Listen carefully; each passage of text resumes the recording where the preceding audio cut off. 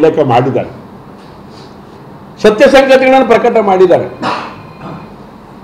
So ಹಾಗಾಗಿ ಇವತ್ತಿನ ನ್ಯಾಯಾಲಯದ ತೀರ್ಪು ಇಡೀ ಹಿಂದೂ ರಾಷ್ಟ್ರಕ್ಕೆ ಸಿಕ್ತಂಥ ದೊಡ್ಡದಾದಂಥ ಒಂದು ನ್ಯಾಯ ಅಂಥೇಳಿ ಸಂದರ್ಭ ನಾನು ಹೇಳಿಕೆ ನಾನು ಇಷ್ಟಪಡ್ತೇನೆ.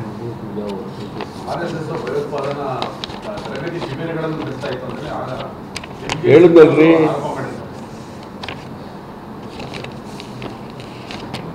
ದಿಗ್ವಿಜಯ್ ಸಿಂಗು ಅವನೊಬ್ಬ ಹುಚ್ಚ ಅಂತ ಕರೀತೇನೆ ನಾನು ಅವರಿಗೆ.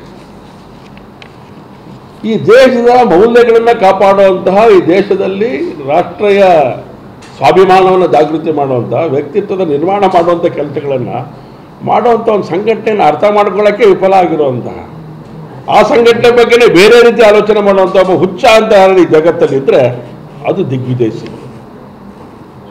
ಇನ್ನೊಬ್ಬರಿದ್ದು ತೀರೋಗ್ಬಿಟ್ಟಿದ್ದಾರೆ. ಹಾಗಾಗಿ ದಿಗ್ವಿಜಯ್ ಸಿಂಗ್ ಅಂತ ಹುಚ್ಚರಿಗೆ ನಾವು ಉತ್ತರ ಕೊಡೋದು ನಮ್ಮ ಜವಾಬ್ದಾರಿನೂ ಅಲ್ಲ, ಅದು ಒಂದೊಂಥರ ನಾಚಿಕೆಗೇಡಿನ ಸಂಗತಿ. ಹೇಳಿದ್ದಾರೆ ಸರ್, ದಿಗ್ವಿಜಯ್ ಸಿಂಗ್ ಅಲ್ಲ, ಈ ದೇಶದ ಅವತ್ತಿದ್ದಂಥ ಪ್ರಧಾನಮಂತ್ರಿಗಳು, ಈ ದೇಶದ ನೇತೃತ್ವ ವಹಿಸಿದಂಥ ಕಾಂಗ್ರೆಸ್ಸಿನ ನೇತೃತ್ವ ಈ ದೇಶವನ್ನು ಹಾಳು ಮಾಡಲಿಕ್ಕೆ ಹೊರಟಿರುವಂಥದ್ದು. ಮಹಾತ್ಮರ ಸ್ವಾತಂತ್ರ್ಯಕ್ಕೋಸ್ಕರ ಬಡದಾಡ್ದಂಥವ್ರು ನಾವು ಅಂತ ಹೇಳ್ತಾರೆ. ಮಾತೆತ್ತಿದ್ರೆ ನೀವೆಲ್ಲಿದ್ರಿ ಕೇಳ್ತಾರೆ. ಹಾಗಾಗಿ ಈ ಹುಚ್ಚರ ಸಂಘಟನೆ, ಕಾಂಗ್ರೆಸ್ ಸಂಘಟನೆ ಹುಚ್ಚರ ಸಂತೆ.